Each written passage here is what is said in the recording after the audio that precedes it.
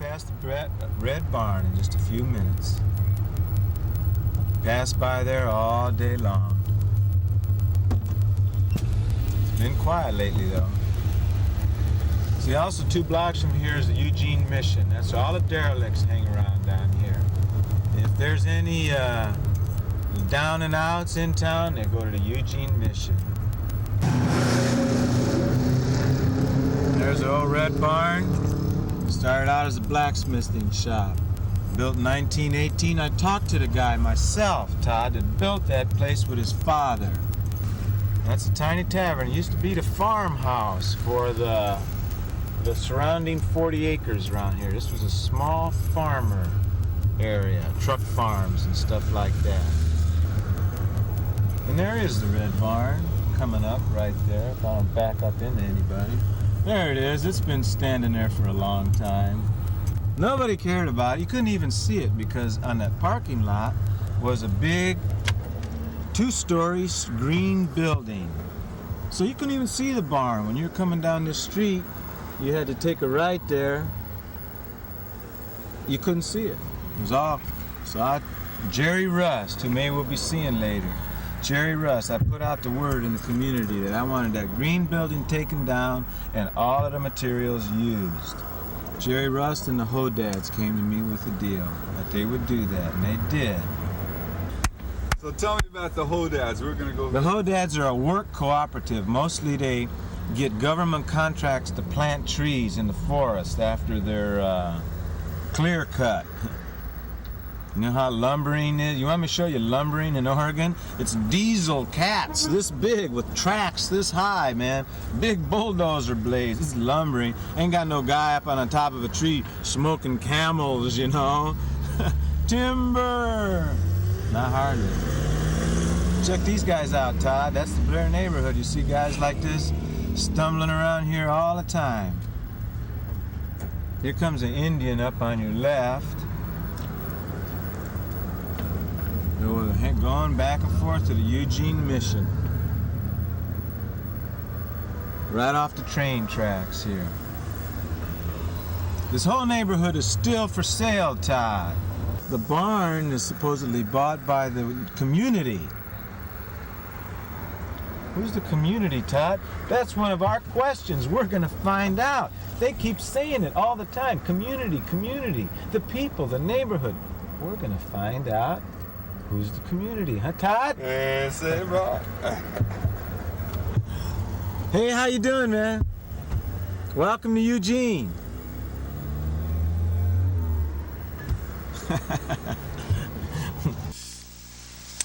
Yeah, this is life in the Blair neighborhood with the log trucks coming.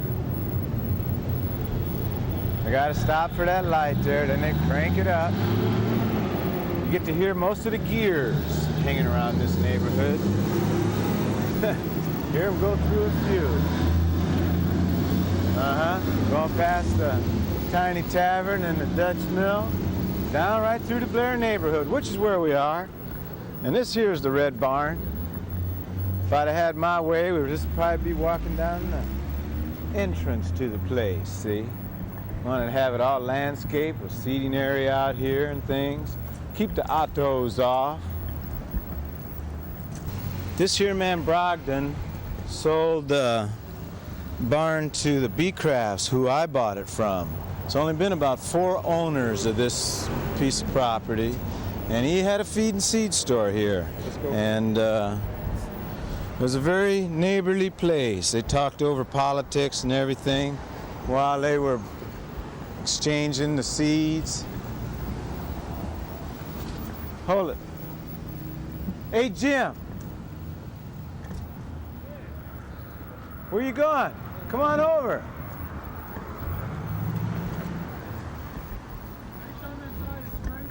Okay. All right. About 4 tomorrow. All right. I want to do it. Okay, 4 tomorrow. These are the neighborhood workers. And it's a little different how the workers look now than when I was around here. Now they have pads of paper and cups of coffee and they have a lot of meetings. And they're mostly over there in the Blair Island, where I had my meetings. You used to own both. But I used to get a lot dirtier when I worked around here, didn't I? I put this foundation under the barn. It's the first thing I did. I worked out a deal with the guy. This guy, he jacked the whole thing up, and we laid a concrete footing all the way around it. It cost me over $2,000. They couldn't tell me that it was unsafe anymore after I did that, see? And I knew that once I did that there was no way they were going to knock it down. And so I did that right away. I got pictures of it. Toddler? I ain't gonna do nothing no more. Everything I do just go.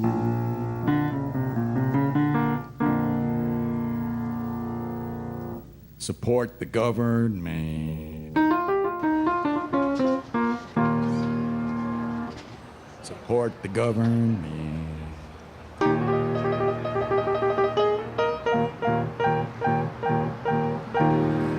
Now let's talk about when you first moved to the Whiteaker. What was that? What was it like, and what was your first impressions? My first impressions were blurry. I got here in the evening, and the next morning I was on a Starflower run. And I did very little but work for the next several years. The Whiteaker was, where I went home to when I wasn't working. And I lived a bunch of other fabulous Starflower girls, and we talked about Starflower a lot.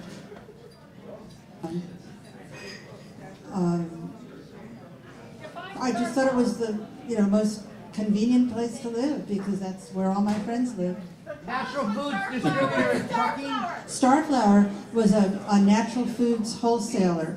We had a warehouse down there in the Whiteaker at 385 Lawrence, and we delivered to co-ops and natural food stores all over the Northwest, and we served people who came to pick up their food at our warehouse. We refer to them as walk-ins. And today, I constantly meet people who say, oh yes, I was in a food buying club that we were walk-ins, or you delivered to us, and I tear up.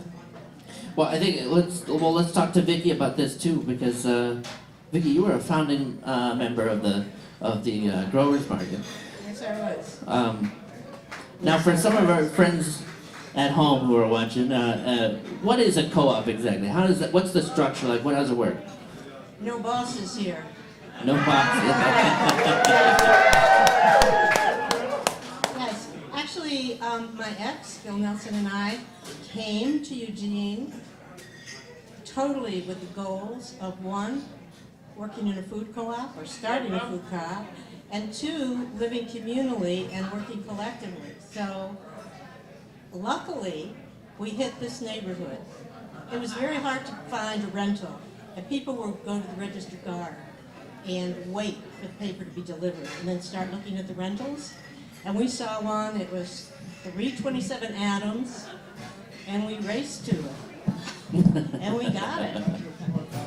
So and very soon after we got it, we saw a sign up in the Whiteaker that said, Food Co-op Organizing. Food co-op organizing. Yes. Just bring it closer to your mouth. Food Co-op Organizing. Yeah, so we went to the meeting. It was at a warehouse, which had been rented by the Council of the Poor, which was a pretty radical organization at the time. And it was at, what was it at? 327 or 321 Lincoln Street, I think, near where you guys were. And, yeah. Right. And the Council of the Poor people presented what they wanted.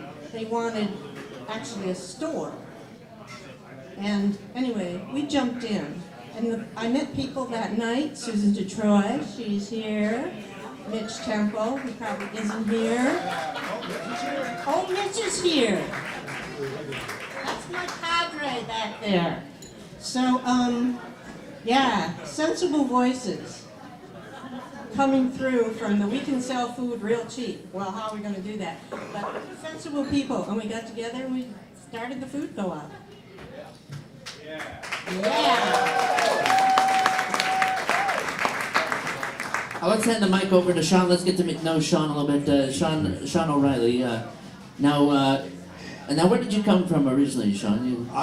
I came from San Francisco. I was involved in the draft resistance in San Francisco and high school organizing. I did a lot of stuff with the high school student union in the Bay Area. We led a number of walkouts.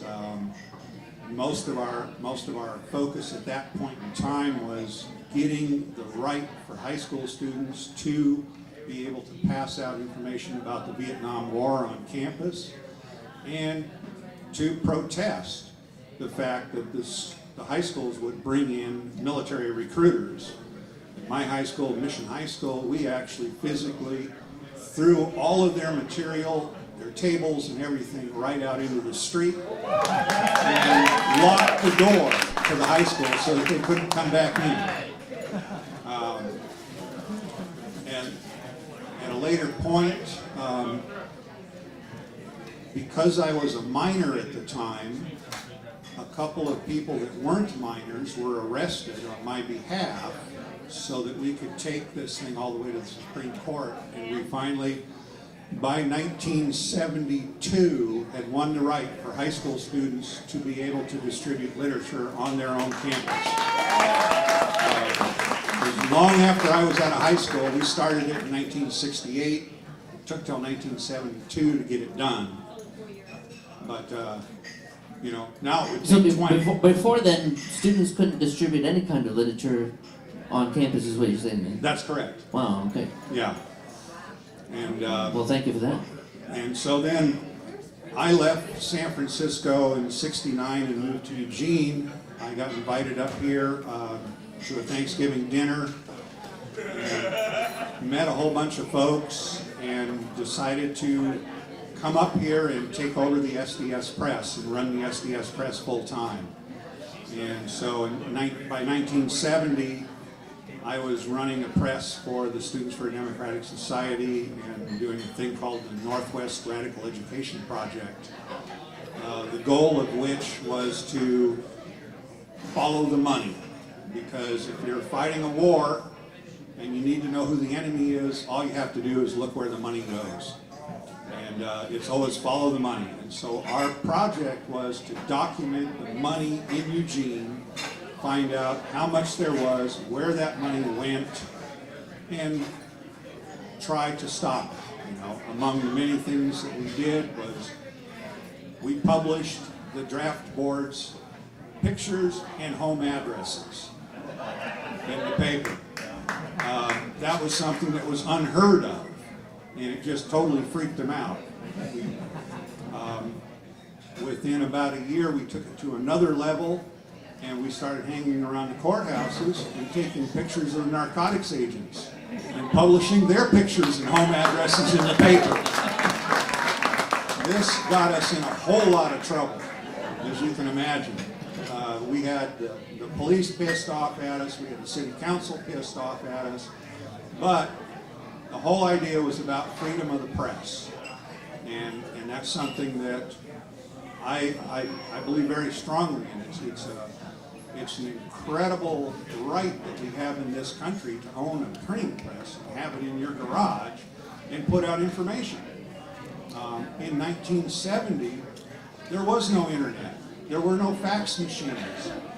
There was no way of transmitting information instantaneously. For example,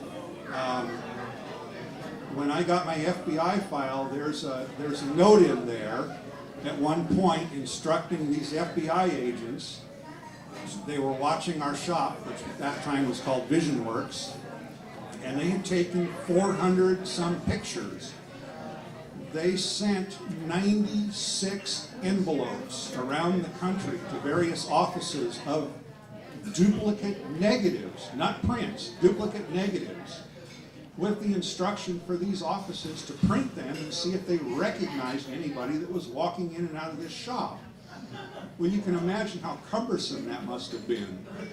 And they continued to do that. Yeah.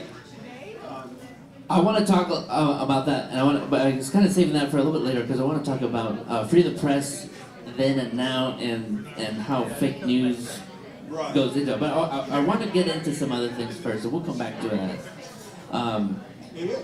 Yeah, absolutely. Yeah, and that's the enemy of this.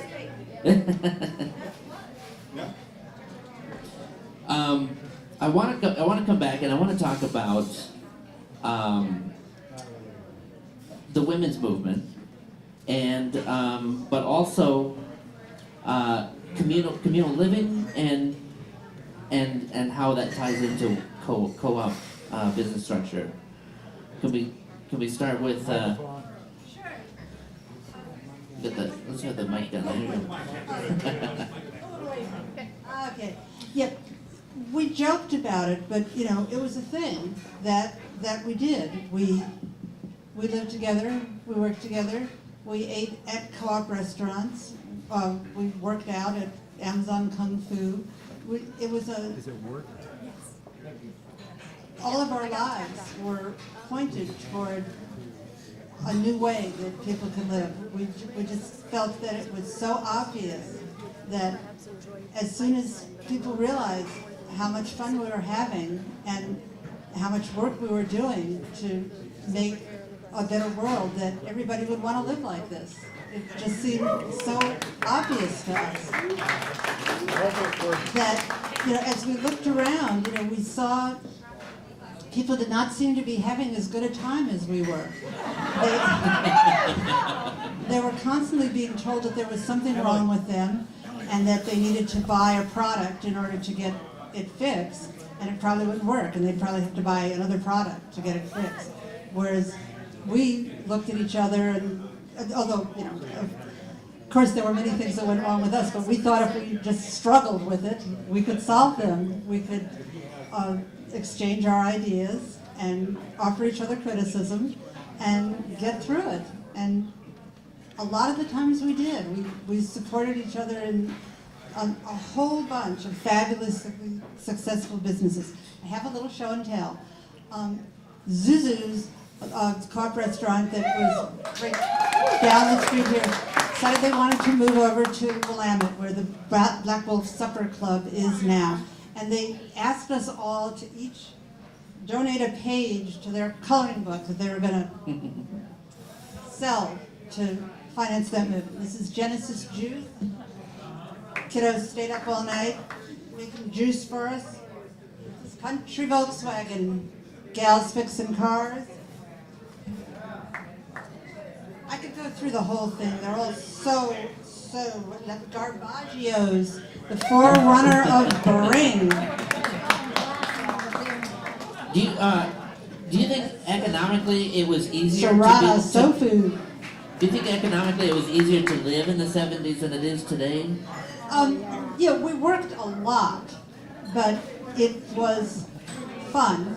Yeah. And although Vickie's, you know, it's true. If I was bicycling to work and I saw a for rent sign, I would stop and I would call my friends, and I couldn't call from there. I would get to work as soon as I could to call my friends who were looking for a place, because it wasn't easy to find a place. But when you did, you could afford it working for a co-op. Yeah, You were going to be living with 5 or 8 other people, but if you chipped in. Yeah, I hear stories of rents being like $60 a month, or Right. even buying properties for $13,000. Right. And you know, adjusted for inflation, I think that rents have increased by maybe 200% since then. But I still think that it was cheaper. It seemed so to me. It seemed like I had all the money I needed.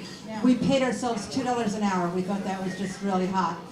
But all of our other expenses were business expenses. We had free food. Starflower bought everybody a bicycle and paid for bike repairs. Starflower paid for any medical expenses we had. We were young and strong, and we had not many medical expenses. I had one of the few private cars. Everybody used my car. It was, Now, communal living, and Vickie, maybe you can speak to this, has, I would imagine, has seen a decline in the last 20, 30 years, but maybe not. I still live with Sue and Michael. Right. I think it's, you might be more likely now to just, you might be more likely now to say, you know, you have 3 roommates Sure. or roommate instead of saying I live, you know, with Right. my whatever. No, But, you know, before my last place, yeah, we lived with 7 people, and Right. and my child at the time is Right. 2 years old, And it was much easier to live then. yeah, Yeah, with 4 people, you could easily afford a rent. 4 or 5 people, you could easily afford any of the rents that we saw in Eugene. Some of them in pretty nice houses. And actually, my ex and I bought a house, not quite in the Whiteaker, but just over by where New Frontier Market is. And we bought it for $400 down. I know. And even then, that was first, last, and deposit. Even Right. then. right. So, yeah, it was easier. Yeah, But we bought it. Oh, I should tell you, we had no jobs. We worked at the growers market, but we paid nothing. So it was all volunteer. And so they trusted us. They gave us 2 full mortgages, just let us assume them. I don't think that would happen today. Right. I see people struggling to find housing all the time. Yeah, as far as housing goes, you know, back in those days, if you were looking for a rental and say Mitch was moving out, Mitch would say, hey, Sean, I'm moving out of my house. Yeah. It's $100 a month. Do you want to take it over? Here's the landlord's address. And you'd go over there and say, hey, I'm Mitch's friend. Mitch is moving. I'm going to take over the house. And the guy would say, okay. There wouldn't be a deposit. There wouldn't be anything. You'd just pay the rent. And off you'd go. No forms to fill out. It was just, Mitch always paid it. So this guy's going to pay it. And that's the way they operated. There were no 14-page forms to fill out. I mean, I rented places where I never met the landlord. Wow. I just mailed a check. And as long as that check went, I never heard from anybody. And they didn't run a background check? No. Nope. Well, this leads me to a question I've been wanting to ask all of you, and if I'm not mistaken, Vickie, do you work with services for the houseless? Is that correct or no? Did we both do. Okay. What? And I do now. Yeah, I'm that's on a- the board of Nightingale Hosted Shelters. Okay.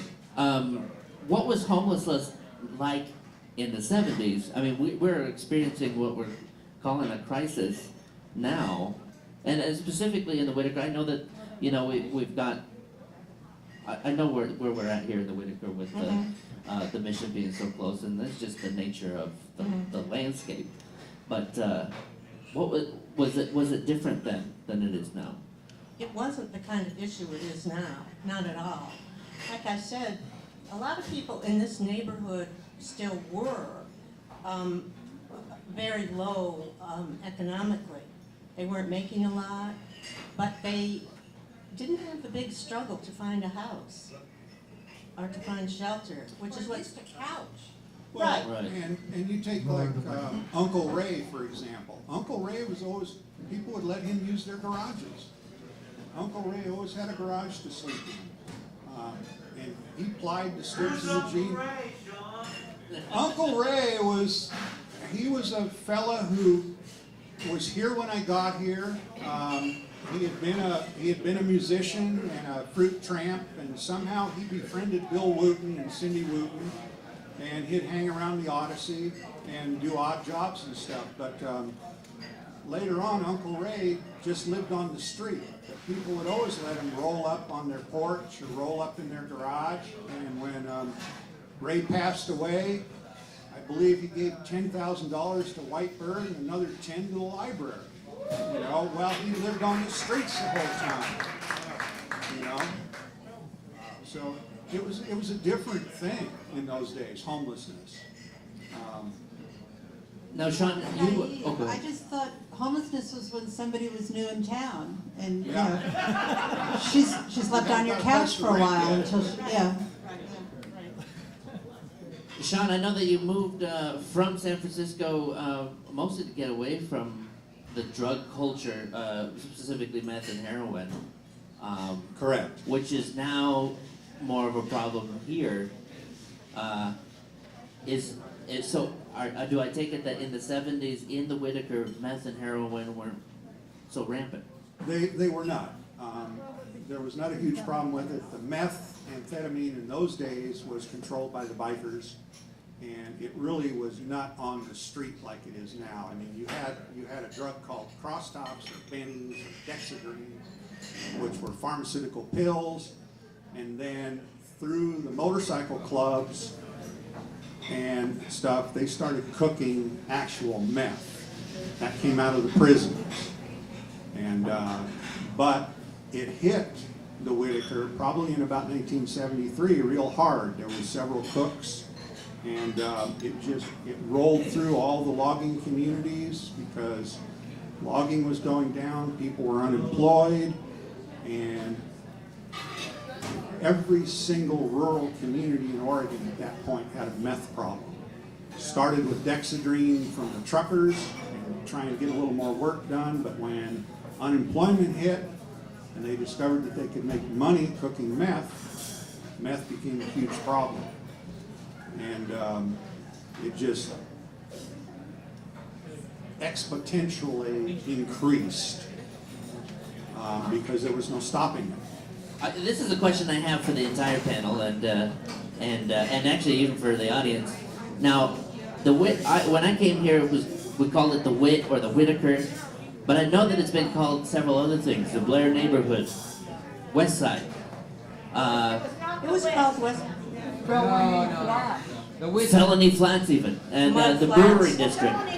Well, the brewery district is much later. But yeah, well, I came here in, I moved to Eugene in '97, and I didn't move to the Whiteaker until probably 2007.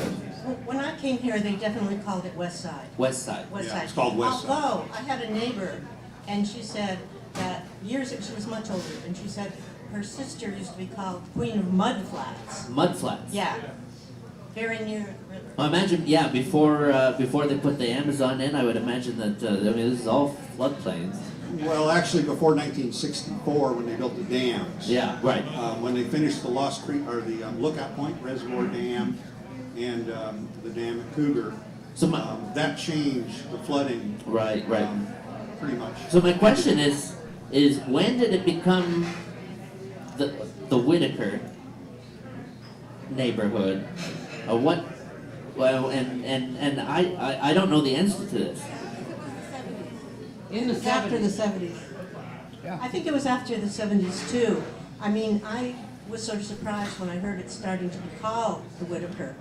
And sometimes people say, where I live is the Whiteaker. And I said, no, that's not technically. See, part of it is, I think that Eugene got divided up with, and we have to go back to a Lyndon Johnson program called the Economic Opportunity Council. And the Economic Opportunity Council was in Eugene in 1970, 1971, and they did several projects. Out of that, the Council of the Poor came about, and some of those other things. But I think at that point, neighborhoods started being defined because the government wanted to tear them down and apply that Economic Opportunity Council money to doing the mall, doing the downtown. Interesting. They wanted to refurbish some of the No, neighborhoods. no, and no, stuff. no, no, no, no. No. That's an interpretation, a personal interpretation. But go ahead. Yeah, well, it is a very personal They established interpretation. neighborhood associations, and they established a social outreach for neighborhood associations. That is correct. It wasn't to build malls or to tear down. Well, it was to, the underlying thing that happened was that things got torn down and not replaced. What got happened is when we bought a whole lot of housing in the neighborhood and called it East Blair Housing Co-op. We bought the barn from George Stathakis and turned it into a grocery store. That was much later. That stuff came out of neighborhood associations and the government's programs to build neighborhoods. But it didn't come out of the Economic Opportunity Council. That had all kind of faded away.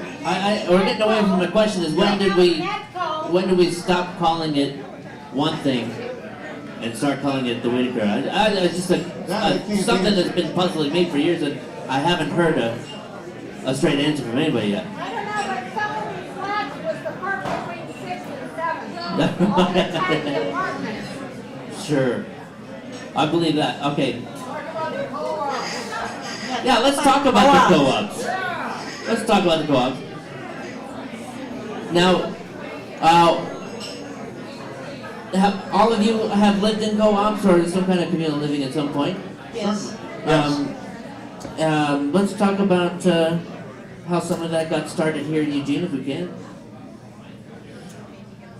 Well, let's see. Starflower got started because Debbie and Charlie were such confirmed vegetarians they didn't want to eat cheese coagulated with marzyme because the little bitty cheese coagulated with rennet because the little bitty calves would have to die.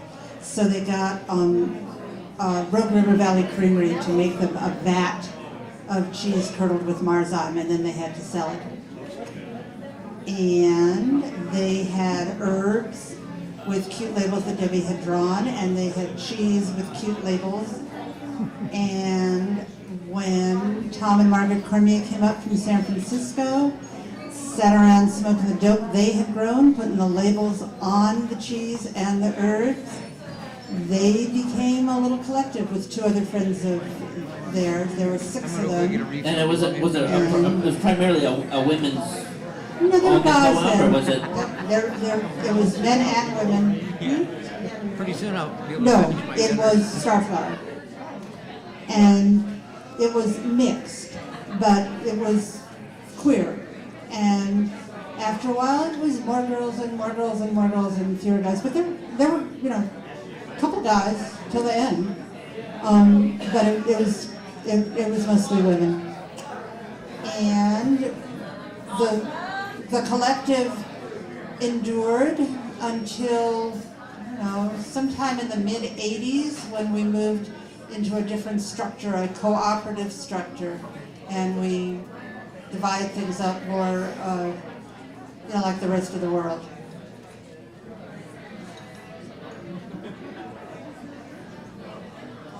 Well, one thing I'd like to say is that the growers market,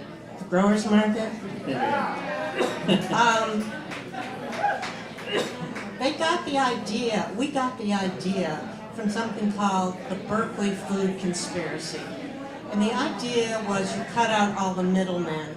You cut out the people who drive, and you cut out the people who bag up flour into 5-pound containers, and you go directly to the fishermen and directly to the farmers out River Road, and you buy their cabbages and you buy their turnips and you buy their tomatoes, and you bring them back and you divide them, and nobody gets paid. You just all get cheaper food. And that was our operating principle. It wasn't actually after organics at the time.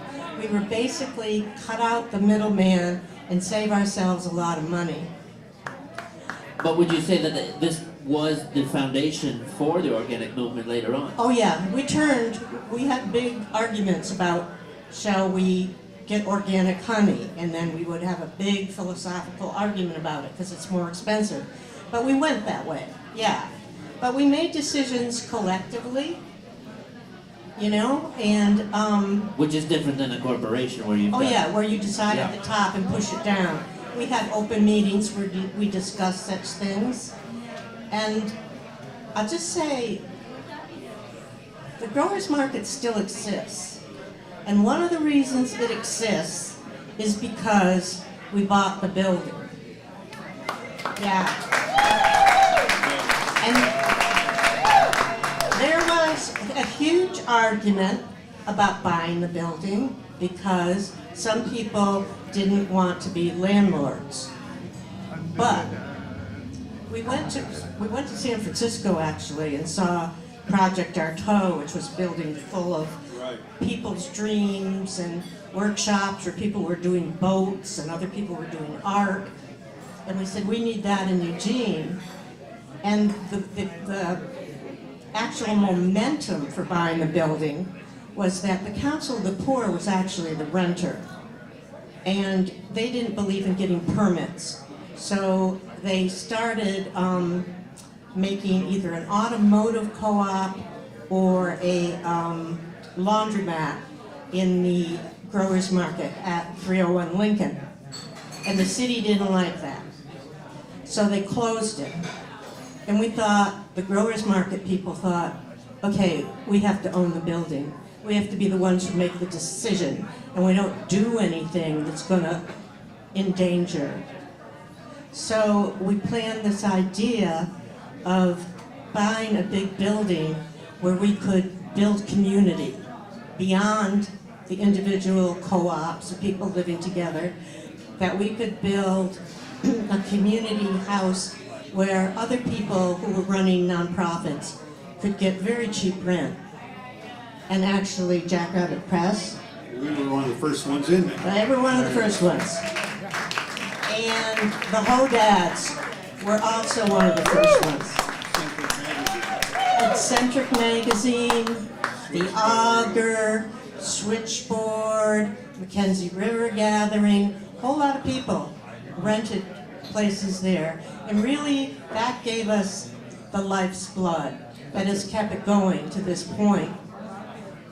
And, I mean, still, I got involved in Occupy 5 or 6 years ago, and when we wanted to have meetings, we went to Growers Market. No charge, just come up and have a meeting. So to me, that's its overwhelming success. We mentioned Jackrabbit Press and that started at the Growers Market there, but let's talk about. We didn't really start at the Growers Market. Right.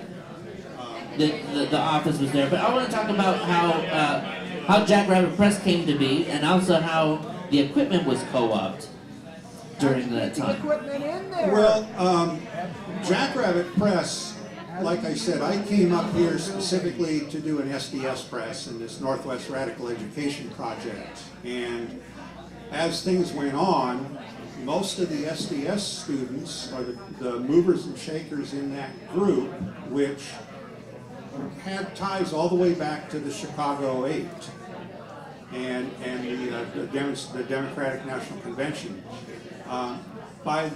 By that time, by 71, 72, most of the folks that were very active in the SDS were looking at finishing their graduate degrees somewhere else besides the U of Oregon. And so most of them had kind of gone back to Madison, Wisconsin, or down to Berkeley to finish out whatever degree they were working on.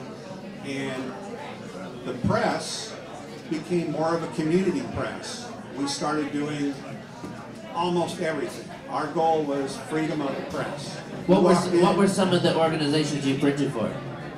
The Rainbow Family, the Weather Underground, Whitebird, Switchboard, Growers Market, Zuzu's, that little magazine she whipped out, we printed.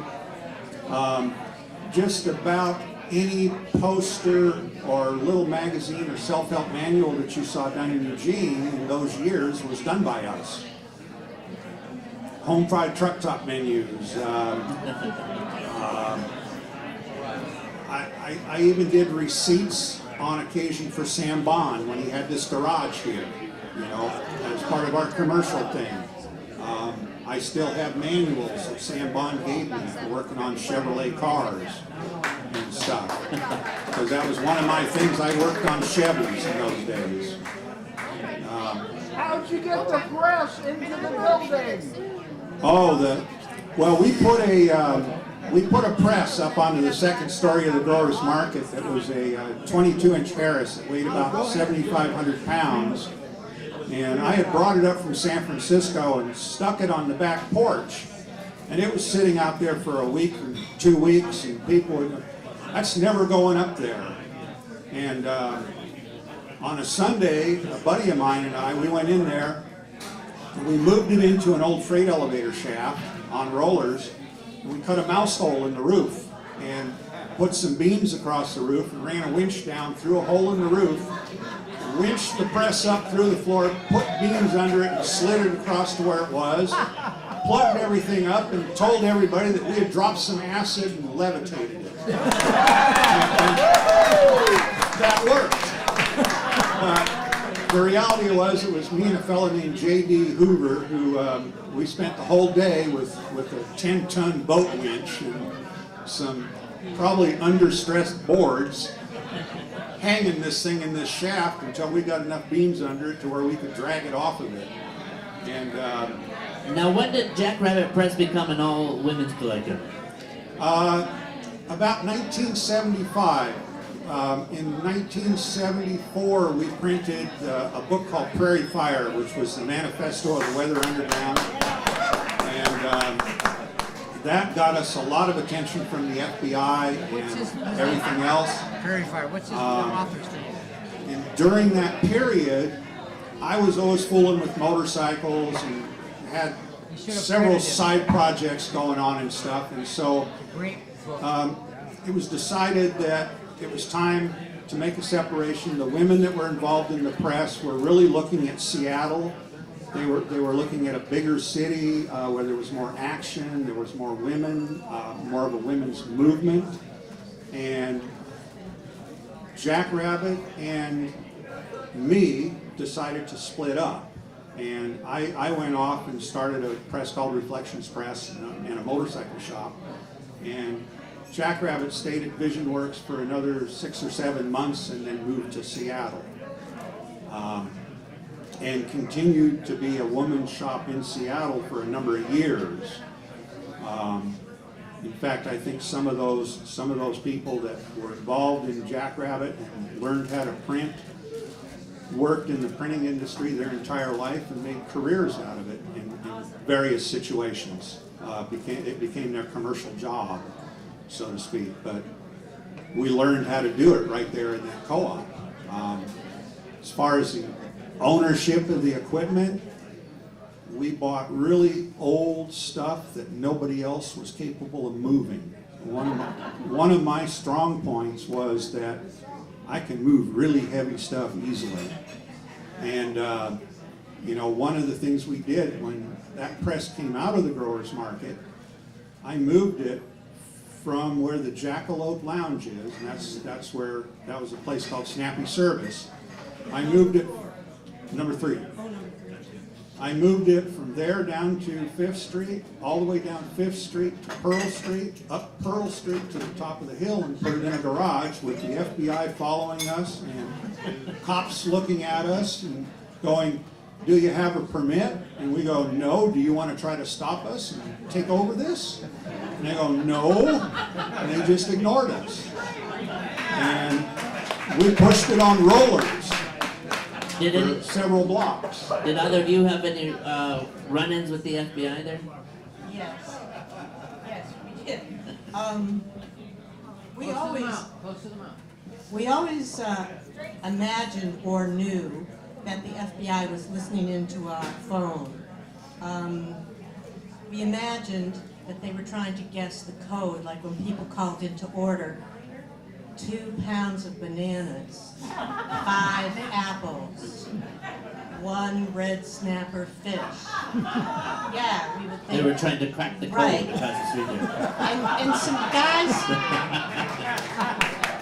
And some guys with suits occasionally came in and looked around. But here's something, they missed the real prize. We had a guy who was part of a collective who we call Pogo. Yeah, he was Pogo. And the strange thing was, whenever the pictures were taken and Pogo was there, he would heave up like a box of bananas and hold it in front of his face. You know, or he would pull down his hat. Oh. And then sometime, and I think it was in 1986 or 87, the FBI arrested Pogo, who turned out to be Silas Trimvissel. Yes, who had been involved in some radical actions involving Washington, D.C. Washington, yeah. And he did have a trial. He was convicted.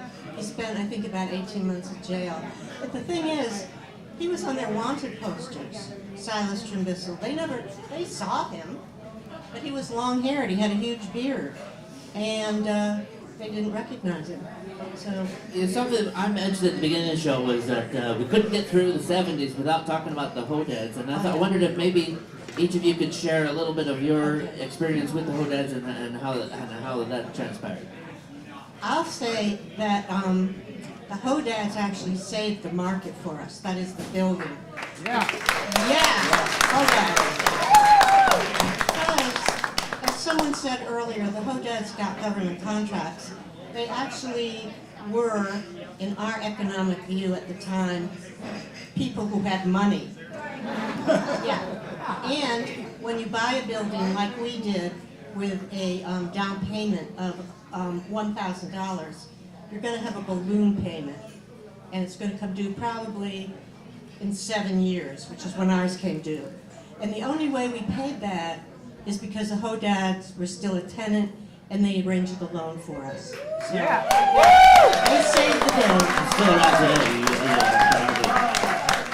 Hodads capitalized Starflower also. I would go to their annual meetings twice a year and remind them how much we appreciated. They had their annual loans. meetings twice a year? Yeah. General meetings. Oh, okay. 4 times a year? Twice a year. Roscoe? Three times a year. And we're desperately undercapitalized. We paid between 8 and 12%, depending on how long we could have the money for. And it was very, very worthwhile to us to be able to take those early payment discounts from our suppliers. We have a lot of Hoedads here in the audience. I'd really like to get We're gonna bring a few up in just a moment. Oh, okay. Some Hoedad stories for you. Absolutely, that's what we're here for. Sean, I was wondering if you had something to say though about your interaction with the Hodads over the decade of the 70s. I knew many, many, many Hodads. We had a lot of good times, smoked a lot of weed, hung out, a lot of beer. Did some printing for them occasionally.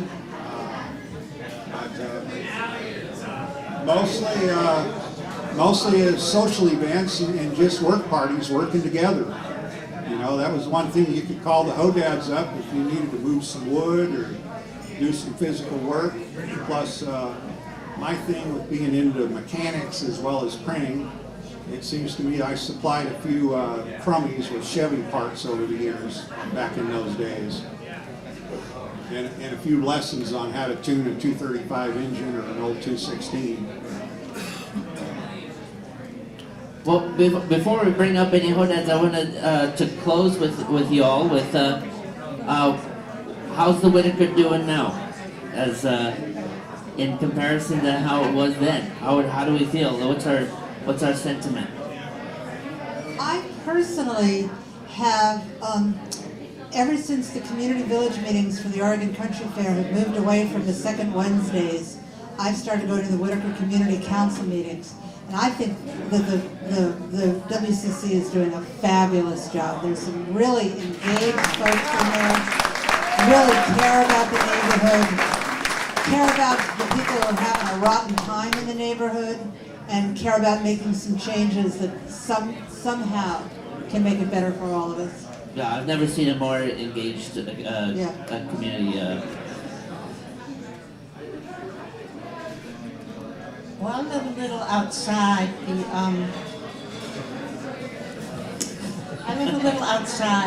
the Whiteaker now, but it seems to me that it's still one of the vibrant, happening centers of Eugene, if not the vibrant. Absolutely. I do realize, because I'm on the board of a a rest stop, which deals with people who are struggling with homelessness, that the Whiteaker is a bit overwhelmed sometimes because it has the mission, it has some rest stops really near. That, but I don't know if you're talking about Emerald Village specifically. That seems to be doing really well. oh yeah, Emerald That Village really is neat. the best, Yeah. I think. That people get to invest in Emerald Village. That could Yeah. be a whole. Yeah, I'm proud to have that here. Right, right. I'm sure everybody is. But we were on the mission. Nightingale was on the mission property for a while, and we had to move out because Claire Surratt said there's just too much in the Whiteaker. Yeah. But one of the things that's changed is all these breweries, which also, of course, add a lot. A lot of them are very community oriented. Absolutely. They do fundraisers. We've done fundraisers at Oakshire and other places. And when the Whiteaker Free Thanksgiving Dinner lost their refrigerator car, they just called up Ninkasi and said, "Can you rent us one? Give us one?" They said, "We'll bring it over today. You know, just free." They're part of the community. Yeah, exactly. Yeah. Yeah, I think what I notice is when I read the Eugene Wheatley and stuff, the letters of the editors sometimes come in from the Wit, and the common complaint here is noise, and the volume of noise from Ninkasi or the various industries and the train going through. And I guess to that, I say the Whiteaker has always been an industrial neighborhood. I mean, I can remember when the planing mill was running 3 shifts a day, and you heard the whistles change and the saws howling. And to me, it was beautiful noise. It was people earning an honest living and a working wage. And that's what the breweries represent. It's just a change. That noise is folks making a living, and we have to appreciate that. Just a change in industry, yeah. You know. Well, hey, ladies and gentlemen, I want to thank our panel over here, Jain, Vickie, and Sean. Thank you so much for being here. And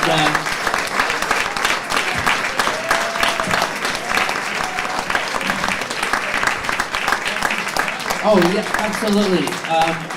So we'll say goodbye to you for now, and then we're gonna bring up some Hodads. I assume. I think we've got a few that have a few choice words to tell us and educate us. But we want to hear what these fine folk have to say, and so if you wouldn't mind, we would start over again. That'd be great.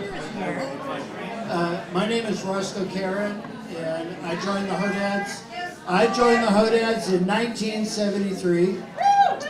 That was the explosive year of the Hodads. It went from essentially one large tree planting crew to, within a very short time, 13 crews. Within a few years, the Hodads was the 10th largest payroll in Lane County. So here's what I want to say about the Hodads. The Hodads was big, and that really mattered because that provided a lot of power. Ultimately, it provided the political power that put Jerry Rust in the Lane County Commissioner's seat.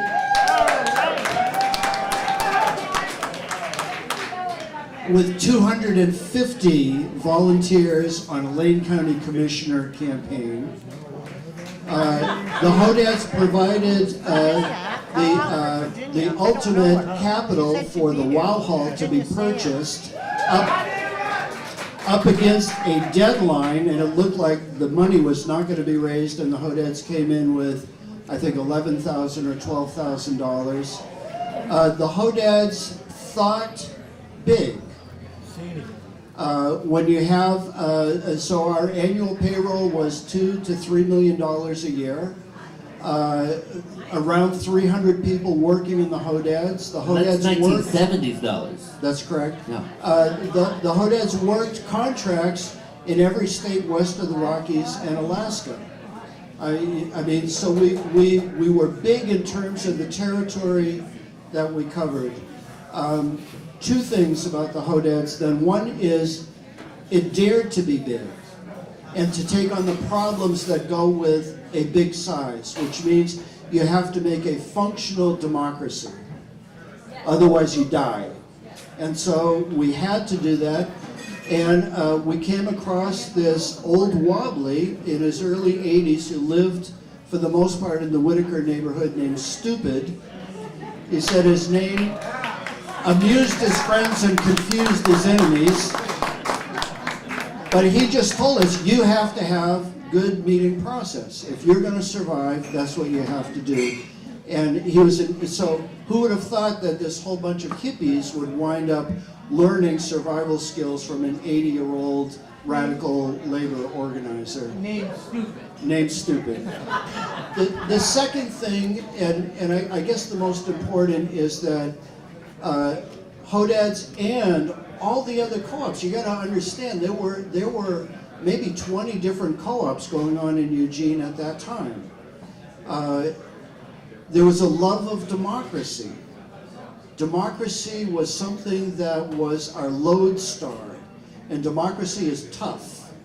It's not easy. But we didn't want to live without democracy. Not only did we not want bosses, but we wanted to be together, to argue together, to decide together.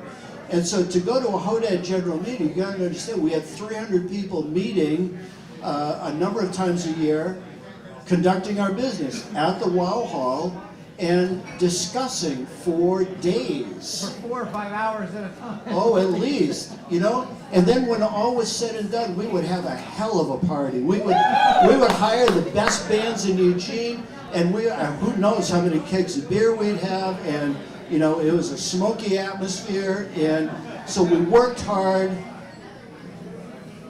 we thought hard, we discussed hard, and we played hard. And it was great.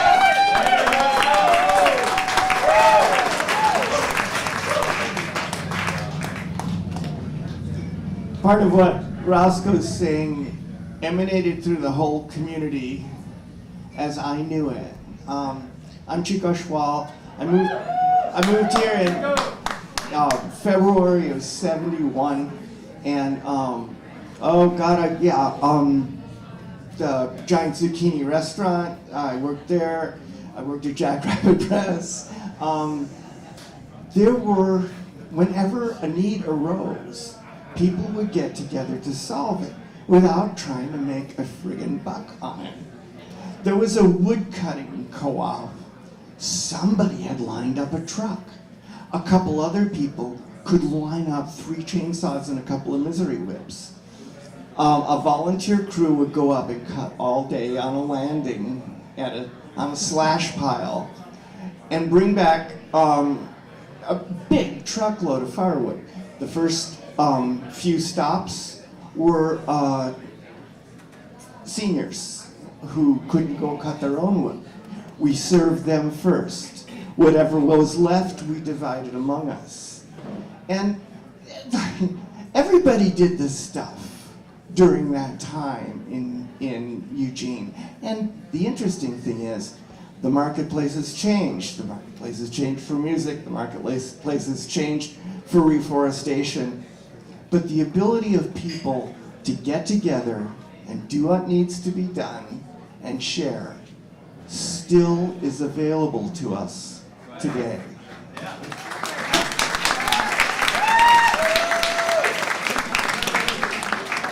Oh, and yeah, I remember, 1972, there was more anarchist press collectives in Eugene than there were bands.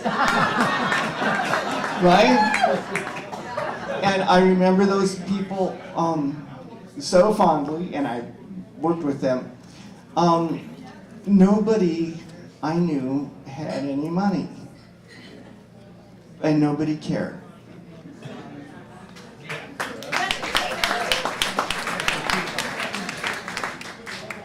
So what changed about forestry or reforestation practices in maybe the mid-90s that led us to where we're at today? Well, the big change actually happened with the Reagan recession. That's the time that 10,000 people moved out of Lane County. When downtown Eugene had lots and lots of stores boarded up with plywood. It was a devastating time when there would be full pages in the Register Guard of foreclosed houses for sale for dirt cheap, families that have been kicked out of their homes. So the timber economy collapsed. If the economy is incredibly weak, then you're not building houses. If you're not building houses, you're not selling lumber. If you're not selling lumber, you're not cutting trees. Environmental laws came in actually after in the 1990s, but the consolidation of the lumber industry happened in the 1980s. There were mills all over the state of Oregon, milling small communities that basically shut down. And then what happened next was a dramatic increase in mechanization. So the employment of the remaining mills was much less than it was at that time. So if you're not cutting trees, you're not planting trees. Oh, good. There's a. I'm guessing a woman Hoedad is coming up, and this is exciting. Go ahead and tell us what your name is, and but then if you can tell us, because this is something cool. Was we had women in the forest planting the trees. Let's talk about that. What I planted with Hodads, I'll let her go to it. But like, there were no women working in the Forest Service, right? And they'd want to know who the team captain was, right? Who the team leader was. And so we'd always have it be a woman. And the ranger kept trying to look over her head for somebody else. And we'd all like turn our backs and walk off into the woods. Well, I'm Debbie. I was in Hodads, joined up in 1978, and I quit in 1982. As Roscoe said, things were just not the way they used to be. I actually left Oregon and went back to New Jersey and worked there for a whole summer to raise enough money to get back to Eugene so I could live. I knew nothing about Hodads. I was a waitress in New Jersey working in a country club. I hated it. I hated all of those people. And I had absolutely no vision for what I wanted to do in the future. And I got a letter from my sister. She drew a picture of a tree. I had no idea there was such a thing as tree planting. And I grew up in glass and steel and concrete. So I never stepped foot really in a forest. But I came out here. I loved it. I cashed in my return ticket. I had $60 to my name. I joined Hodads, and they took care of me. We made $10 a day, but they made sure that I had the work clothes that I needed and the food in my belly and a place to sleep.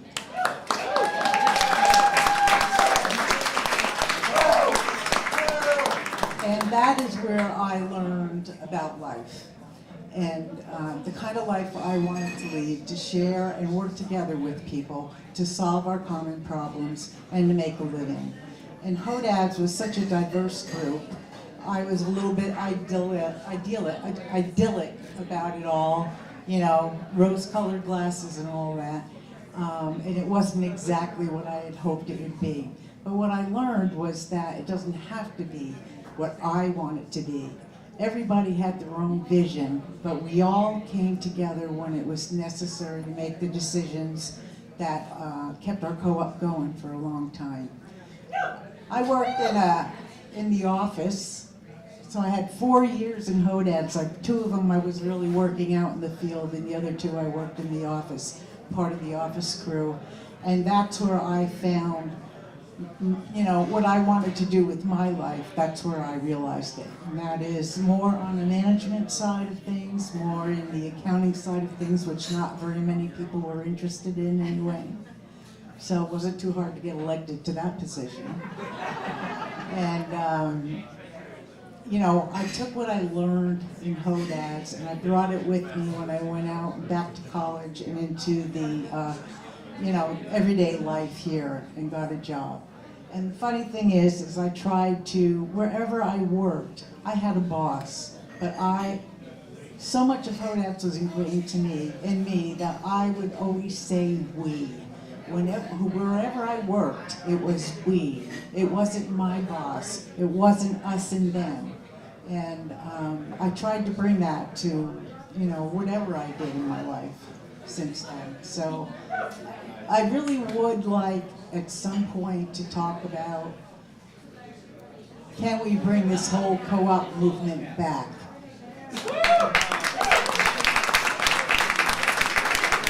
I think the times are ripe for that. Thank you. Well, no, that's a great question, and thank you very much. And I want to thank everybody here tonight. Oh, absolutely. Let's say one more thing. One quick thing. For the men who are in Hodads, you know, we owe such a debt of gratitude to the women in Hodads who taught us how to be with women as equals, how to work with women.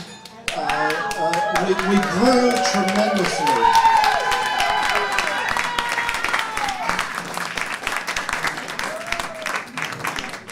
I want to thank our panelists tonight. Please give a round of applause for all of the panelists who are up on stage tonight.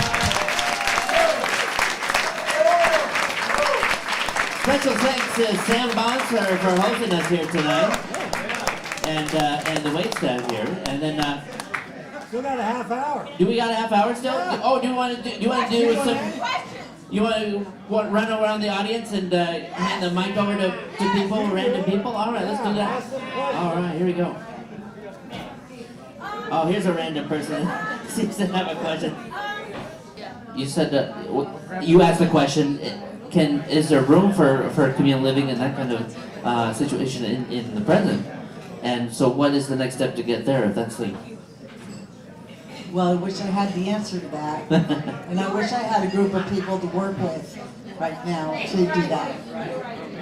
Well, my idea is that I'm aging and I need to be cared for as other people need to be cared for. And I think that as a community of aging Hodads and other cooperative people, that we might be able to come up with something in a more urban environment where we could all take care of each other. We have a question over here. I also think that if we stop trying to fund everything and monetize everything and realize that our strength is in our labor and what we could do for one another, we could find new ways to rebirth co-oping.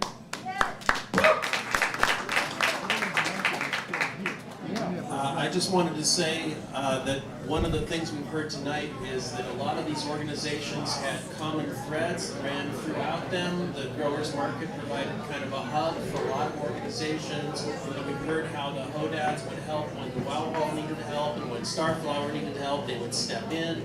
And I lived in Campbell Club at the U of O at the time, and we were a collective living organization, and we bought groceries from Starflower, and we participated in the growers market.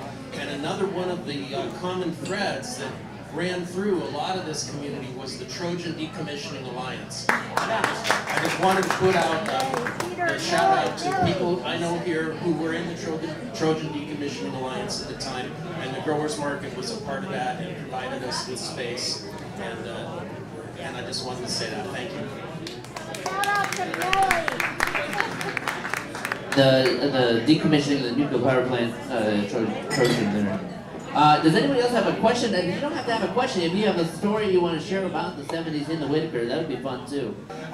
One of the things I wanted to say, this is not a 1970s thing. This is a 1980, around 83. But it has to do with Whiteaker. I'm one of the founding members of the Whiteaker Free Thanksgiving Dinner. And I want to say we love being in the Whiteaker. When a group of friends of us in the 80s, early 80s, decided that we wanted to open our Thanksgiving dinners to the whole community, the very first place we thought of was the Whiteaker Grade School. And we went to the principal, Don Jackson, and he loved it. Don Jackson was a rocket guy, a rocket science for us, and we loved. So we've been in the Whiteaker neighborhood for over 30 years, and we love you guys. Thank you very much. Over here. Well, I don't remember what year it was, but I was on the board that wrote the bylaws for the East Blair Housing Co-op. And it was really, Sandy Pidlow was the head of it, and it was a NEDCO project. And we met somewhere right over here. And apparently people really like our bylaws and use them as templates for other things. And but I never lived in the co-op, but I have friends who do. Now, we didn't talk much about NEDCO tonight. They did a lot to shape the neighborhood over here. I think you said that you had a earlier program on the 1990s. Yeah. And this is supposedly on the 70s, and that leaves the 80s yet to be covered. Well, Karen and I and many others were involved in NEDCO, the formation of the co-op, the formation of the Red Barn, and so on, which is all 1980s history. Okay. So when you do that, we'll come back. That's right. That's 80s. And then where's Emily? Emily, she's over there. She's wearing the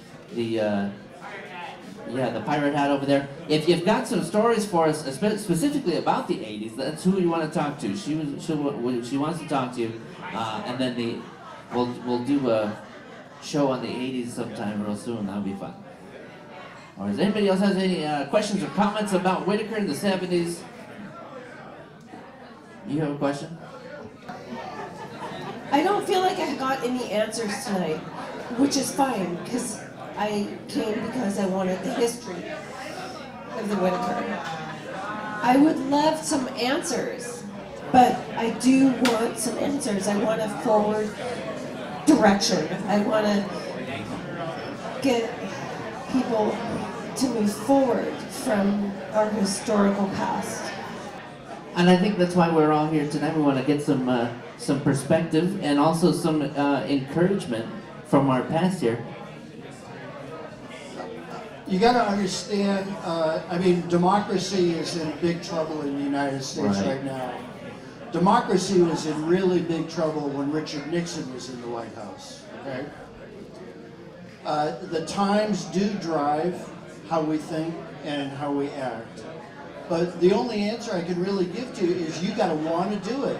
And you got to do whatever it takes to do it. And so it takes people coming up with ideas, it takes people meeting, it takes people rolling up their sleeves and doing the hard work of creating something new. There's no easy way, but you got to want to do it. And that's why I was talking about the love of democracy.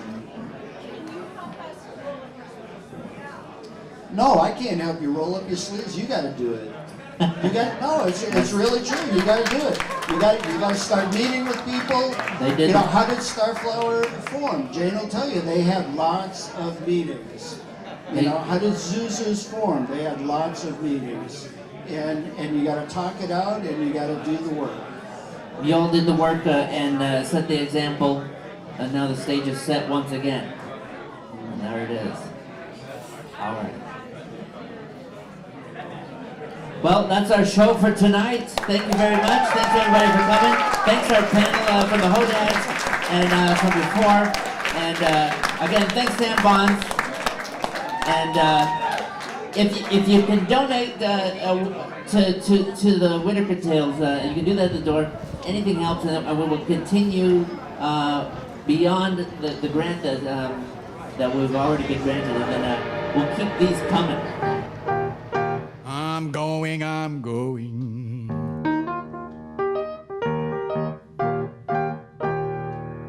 Coming here no more.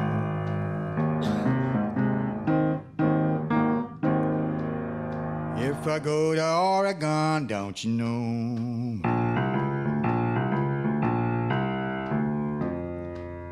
They'll hang me sure.